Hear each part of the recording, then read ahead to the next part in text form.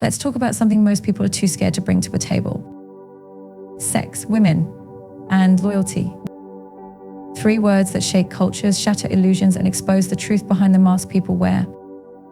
You see, we live in a world where sex is sold like fast food, quick, cheap, and forgettable. Where women are told to use their bodies for attention. And loyalty, that's just an option on the menu now, not a core value. But let me tell you something, a woman who understands her worth will never treat sex like currency and loyalty like charity. She knows sex isn't just an act, it's a spiritual connection. It's energy. It's sacred. And you don't just give sacred things away to people who haven't even earned your mind, your trust, your respect. Because once a woman opens her body, she opens her soul. And if the man standing in front of her doesn't even value her words, her time, or her peace, what is she doing giving him her body? There's a lie being sold to women today. But true empowerment is not recklessness.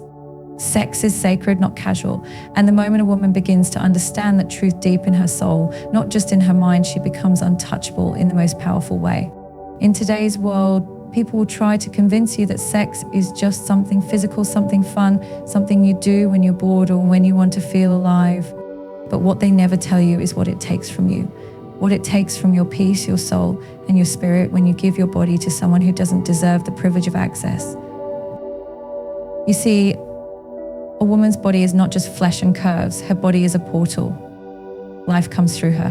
Her body is wired with sensitivity, with emotion, with intuition. And when she lays down with a man, she's not just giving him her body, she's opening a gateway. That gateway carries energy, and energy is never casual. Energy transfers. So every time you sleep with someone, you don't just leave them with a memory, you take something from them and you leave something behind. And if that person is carrying chaos, confusion, addiction, trauma, or soul ties to other people, you've just downloaded that into your own body. And that's not just physical, that's spiritual, that's emotional, that's psychological. Women are taught to be flattered by attention. We're conditioned to believe that if he wants you, if he compliments you, if he texts you at 2 a.m., then it must mean something. But here's the truth, desire is not the same as love. Attraction is not the same as commitment. And just because a man wants your body doesn't mean he values your heart. That's why so many women are walking around exhausted, not physically, but spiritually. Tired, heavy, because they've given their bodies to men who never saw their soul. And when your soul is unseen, you start to question your worth. But it doesn't have to be this way. When a woman chooses to protect her body, she's not being difficult. She's not being old-fashioned. She's being sacred. She's setting a standard. She's saying, if you want access to me, you need to meet me on the level of my spirit, not just my skin. She's saying, I know who I am, and I will not negotiate my worth just to feel loved for a night. Some women think withholding sex is about playing hard to get. It's not. It's about alignment. When you withhold your body, it's not a game, it's wisdom. It's knowing that not every man deserves your softness, your vulnerability, your touch. It's knowing that when you give that kind of access to the wrong person, they don't just leave, they leave damage. And healing from that kind of damage takes more than time. It takes self-forgiveness.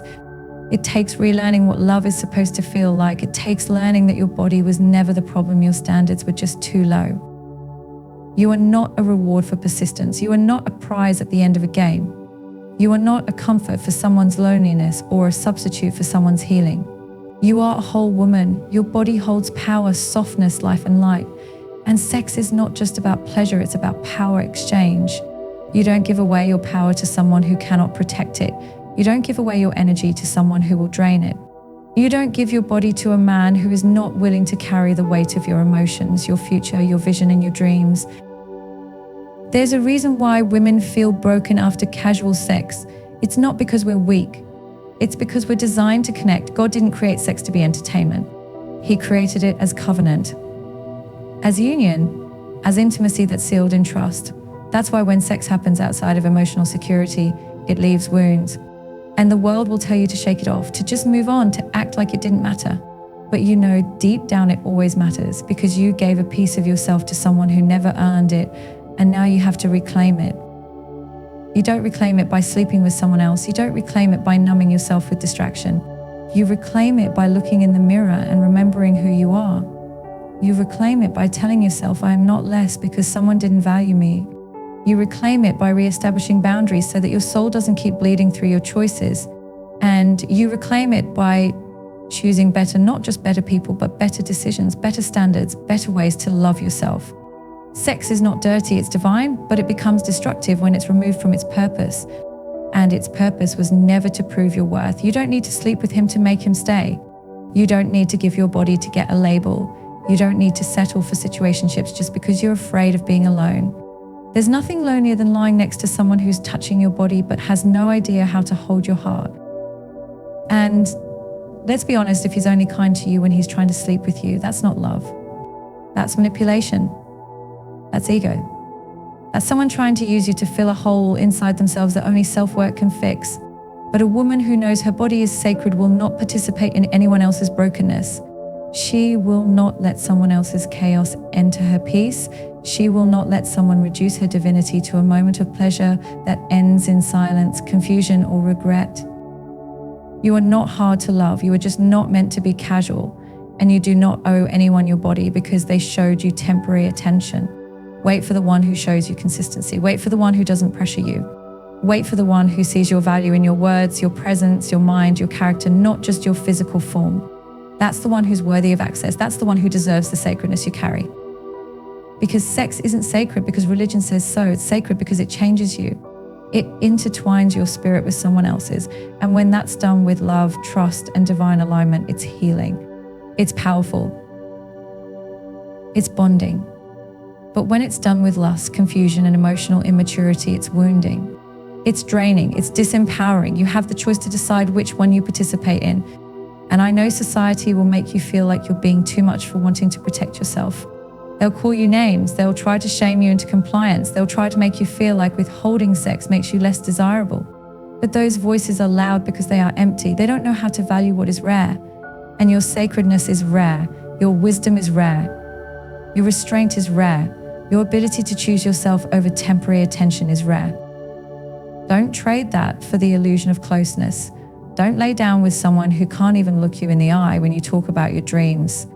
Don't give your softness to someone who mocks your standards.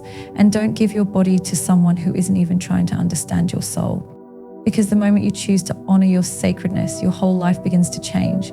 The way you walk, the way you talk, the way you carry yourself, it shifts. You start moving like a woman who knows she is the prize, not because of her body, but because of her spirit, because of her peace, because of her power.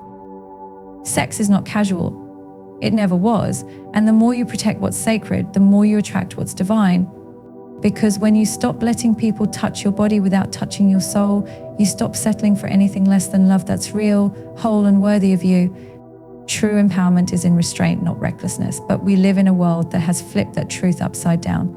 Today, empowerment is being sold as chaos wrapped in confidence. Women are told that the louder you are, the freer you are. The more rebellious you appear, the stronger you must be. But strength isn't in how much you rebel, it's in how well you protect what's sacred inside you. There's a lie that's been marketed to women, especially the younger generation. A lie that says, do whatever you want, whenever you want, with whoever you want, and don't let anyone question it. If they do, call it oppression, call it control, call it patriarchy. And yes, women have been oppressed.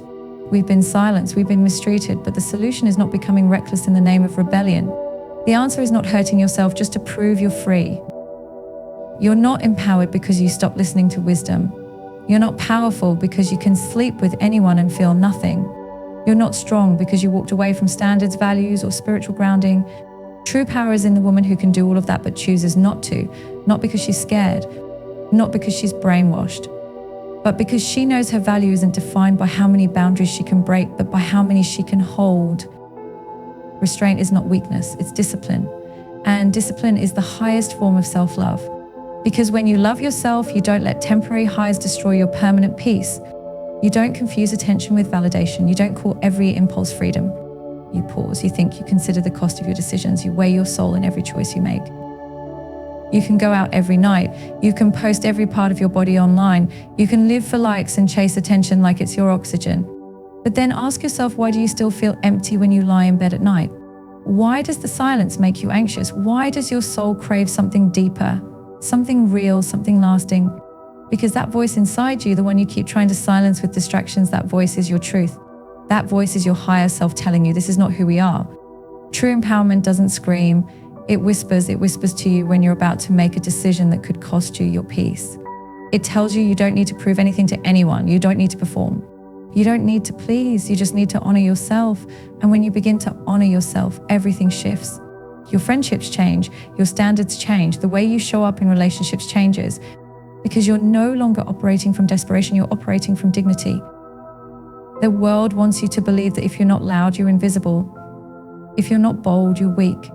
If you're not wild, you're boring. But a woman rooted in restraint doesn't fear being misunderstood because her confidence is not performative. Her strength is not for show. She doesn't need to be loud to be felt. Her presence speaks before she even opens her mouth. There's something magnetic about a woman who knows exactly who she is and refuses to compromise that for trends, for popularity, or for acceptance. You see, recklessness is easy. Anyone can make impulsive choices. Anyone can throw away their values in the name of fun. But not everyone can stand still when the whole world is moving in the wrong direction. Not everyone can say no when the pressure is to say yes. Not everyone can choose self-respect when society says self-destruction is a lifestyle.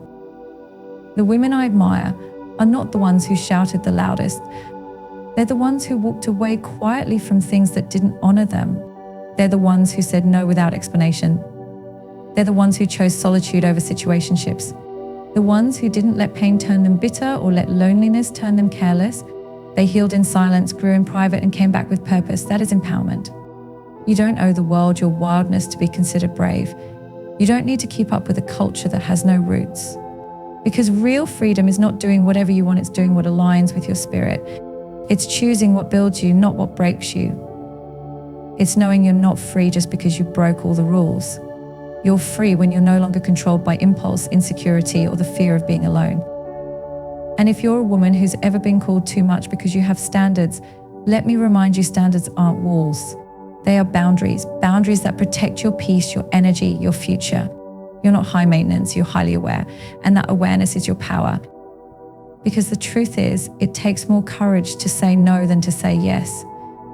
It takes more strength to walk away than to stay in something that drains you. And it takes more wisdom to restrain your emotions than to explode with them. Let the world mock your restraint. Let them call you names, let misunderstand your silence. Because the loudest woman is not always the most empowered. Sometimes the quietest one in the room is the one with the most control. Control over her choices, her emotions, her direction. And that kind of control can't be bought. It's earned through experience, through heartbreak, through self-reflection, through healing. You are not a prisoner because you chose a different path. You are not boring because you chose to build before you burned. You are not weak because you chose to preserve your body, your energy, and your dignity. You are powerful because you chose differently. You are powerful because you looked at the chaos and said, not me. I'm not going to lose myself to be accepted by a world that doesn't even know what it stands for. So take your time. Move with intention. Think before you speak. Feel before you give. Heal before you attach. And love yourself enough to know when to walk away. Restraint is your ally. It's not holding you back, it's holding you together.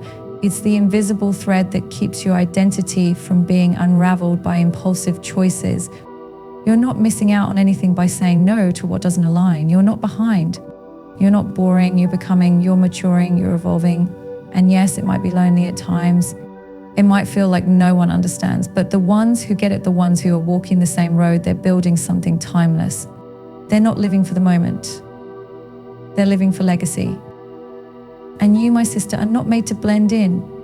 You are made to rise, quietly, intentionally, and powerfully, with grace in your heart and fire in your spirit, not to prove anything, not to chase anything, but to become everything you were created to be by choosing the strength of restraint over the chaos of recklessness.